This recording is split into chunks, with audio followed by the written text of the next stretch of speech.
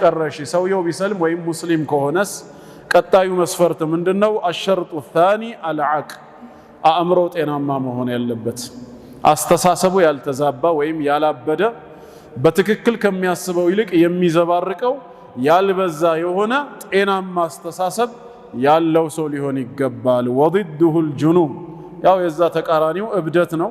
والمجنون مرفوع عنه القلم حتى يفيق አእምሮ የተሸሸገበት እብድ ደግሞ አእምሮ እስኪመለስለት ድረስ ብዕር የሚባል ነገር ከላዩ ላይ ተነስቷል አይጻፍበትም ነው።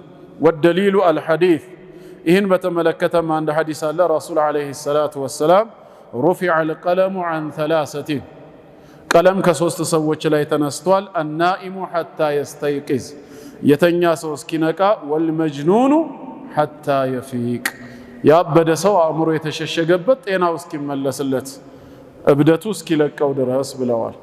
እብድ ሲባል ግን እዚህ ጋር ያው የለየለት ነው። መለስ ቀለስ የሚያደርገው ሰውስ ጠዋት አካባቢ ላይ ወሰድ ያደረገውና ወደ ማታ አካባቢ ቢመልሰው አላህ ይጠብቀን።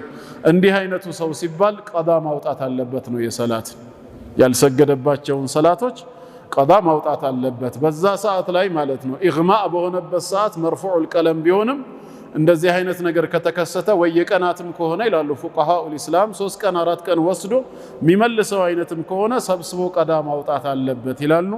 ወላሁ አዕለም። ይሄ ሁለተኛው ነው ማለት ነው አእምሮ ጤናማ መሆን።